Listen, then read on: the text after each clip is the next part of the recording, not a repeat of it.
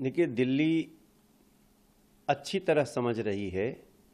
एक अंग्रेजी में कहावत है कि थीव्स हैज़ बीन एक्सपोज्ड। जितने चोर हैं उनके पर्दे खुल चुके हैं। आतिशी जी को और सौरभ भारद्वाज जी को उनके मुखिया अरविंद केजरीवाल ने कहा कि भाई मैं अंदर जा रहा हूं तो ये लोगों को भी जाना चाहिए, क्योंकि विजय नायर इन लोगों को रिपोर्ट करता था। अब इसमें बीजेपी कहां आती है?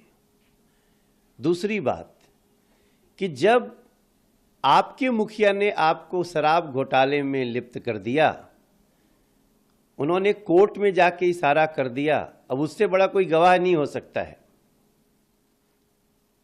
कि विजय नायर जो शराब घोटाले में एक प्रमुख कारक है, वो हमसे पहले आतिशी और सौरभ भारद्वाज को रिपोर्ट करता था।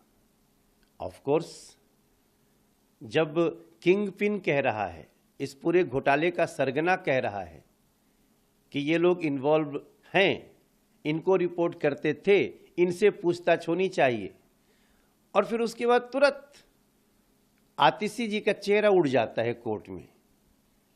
आपका एएनआई का भी कैमरा उनको फॉलो कर रहा था। आतिशी जी क्या कह रही हैं?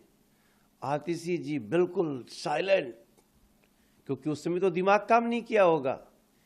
अब रात भर की प्लानिंग के बाद सवेरे निकलता है कि हमको ऑफर मिल रहा है। अरे, भारतीय जनता पार्टी भ्रष्टाचार के खिलाफ जीरो टॉलरेंस रखती है।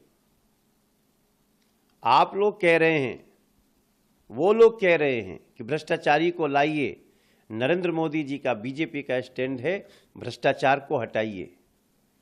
इसलिए आतिशी जी की अब किसी बात पे दिल्ली विश्वास कैसे कर सकती है? क्या दिल्ली को उन्होंने साफ जमुना दे दी? क्या दिल्ली को उन्होंने साफ पानी दे दिए घरों में? क्या दिल्ली के बड़े बुजुर्गों को इन लोगों ने पेंशन दे दिया?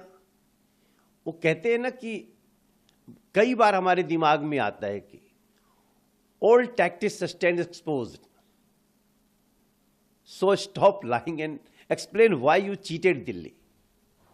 मेरा मानना है आपने दिल्ली को जिस स्तर पे चीट किया है, अब दिल्ली की जनता आपको माफ करने वाले नहीं है।